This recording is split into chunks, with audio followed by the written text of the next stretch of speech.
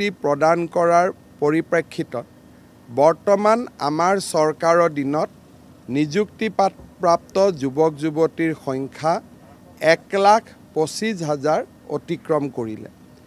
ৰাজ্যত প্ৰায় 40,000 নিযুক্তিৰ প্ৰক্ৰিয়া বৰ্তমান পৰিচালনা হৈ আছে।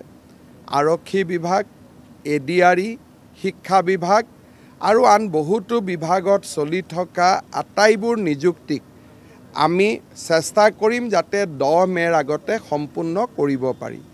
ইয়াৰ ফলত নিযুক্তিপ্ৰাপ্ত যুৱক যুৱতীৰ সংখ্যা 1.5 লাখ সংখ্যা ক্ৰছ কৰি প্ৰায় 1,60,000 হ'বগৈ।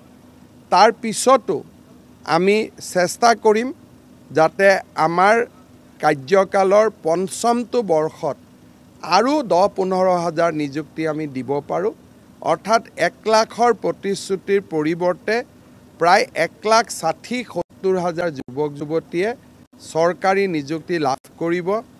স্বাধীনতাৰ পিছত কোনো চৰকাৰে কেতিয়াও ইমান যুৱক যুৱতীক নিযুক্তি পত্ৰ দিব পৰা নাছিল।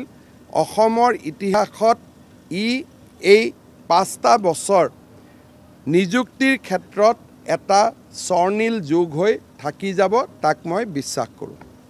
মই অসমবাসী ৰাইজক শাৰদীয় দুৰ্গা পূজাৰ শুভকামনা যাচিছোঁ।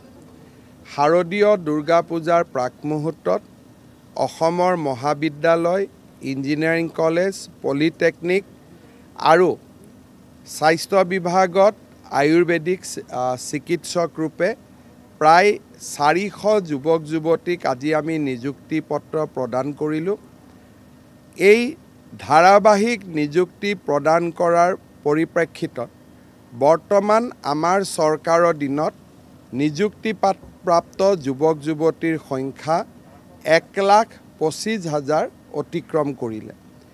ৰাজ্যত প্ৰায় 40,000 নিযুক্তিৰ প্ৰক্ৰিয়া বৰ্তমান পৰিচালনা হৈ আছে। আৰক্ষী বিভাগ, এডিআৰই, শিক্ষা বিভাগ আৰু আন বহুতো বিভাগত চলি থকা আটাইবোৰ নিযুক্তিক আমি চেষ্টা কৰিম যাতে 10 মে'ৰ আগতে সম্পূৰ্ণ কৰিব পাৰি। ইয়াৰ ফলত নিযুক্তিপ্ৰাপ্ত যুৱক যুৱতীৰ সংখ্যা 1.5 লাখ সংখ্যা ক্ৰছ কৰি প্ৰায় 1,60,000 হ'বগৈ।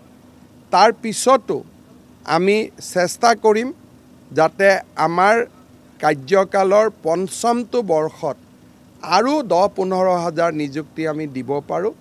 অৰ্থাৎ 1 লাখৰ প্ৰতিশ্ৰুতিৰ পৰিৱৰ্তে প্ৰায় 1,60,000-1,70,000 যুৱক যুৱতীয়ে চৰকাৰী নিযুক্তি লাভ কৰিব। স্বাধীনতাৰ পিছত কোনো চৰকাৰে কেতিয়াও ইমান যুৱক যুৱতীক নিযুক্তি পত্ৰ দিব পৰা নাছিল। অসমৰ ইতিহাসত এই